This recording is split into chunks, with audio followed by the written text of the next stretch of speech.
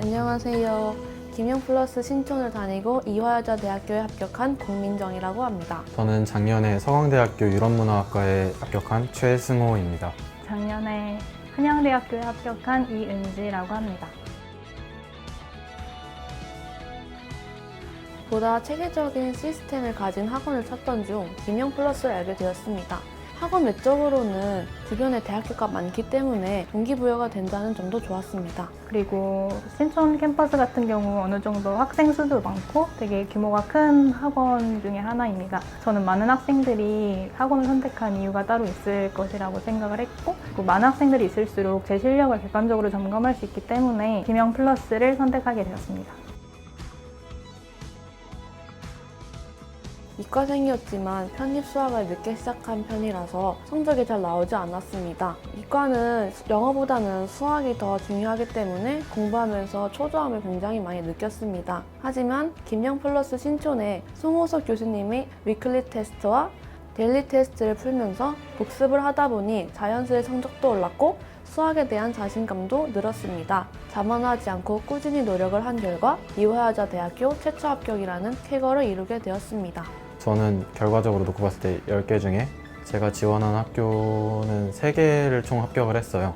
그게 서강대학교, 홍익대학교, 단국대학교 3개였는데 그 3개 중에 일단 서강대학교를 등록하면서 제 편입 수험 생활은 끝이 나게 됐고, 편입 공부할 때는 제가 가장 중점을 뒀던 건 제 공부 루틴이었던 것 같아요.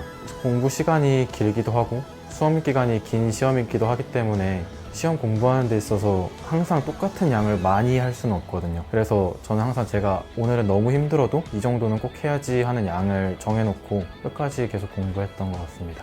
우선은 제가 처음에 학원에 왔을 때는 모의고사 100분이 50%도 안 되는 성적이었습니다. 근데 이제 학원 선생님들과 교수님들이 이제 끝까지 격려해 주시고 믿음을 주셔가지고 결국에는 이화여대, 한양대, 건국대, 한국외대에 합격을 하게 되었습니다. 학원 장점은 첫 번째는 일단 습센터를 비롯한 충분한 자습 공간이 마련되어 있다는 점이고, 이렇게 자습 공간이 확보되어 있으면 같이 시험 준비를 하는 학생들끼리 조금 자극제도 되면서 더 열심히 공부를 할 수 있는 계기가 될 수 있어서 충분히 좋은 기회라고 생각해요. 그리고 단과와 달리 김필 신촌은 종합반으로 운영되기 때문에 출석 체크, 단어 점검뿐만 아니라 매 수업이 끝날 때마다 좋은 글을 올려주시는 담임 선생님께서 존재하셔서 좋은 것 같습니다. 제가 편입이라는 시험을 준비하는 데 있어서 모든 것을 믿고 함께 할 수 있는 학원이었던 점이 정말 좋았던 것 같습니다.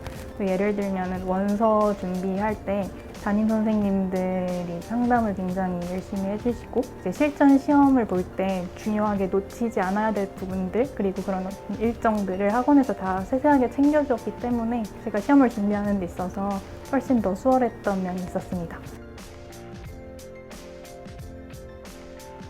편입시험은 한 번만 보는 것이 아니라 각 대학마다 시험이 진행되기 때문에 결과에 일희일비하지 않는 것이 중요하다고 생각을 합니다. 이전 시험이 다음 시험에 영향을 끼치지 않도록 멘탈 관리를 잘 하신다면 좋은 결과를 얻으실 수 있을 거라고 생각을 합니다.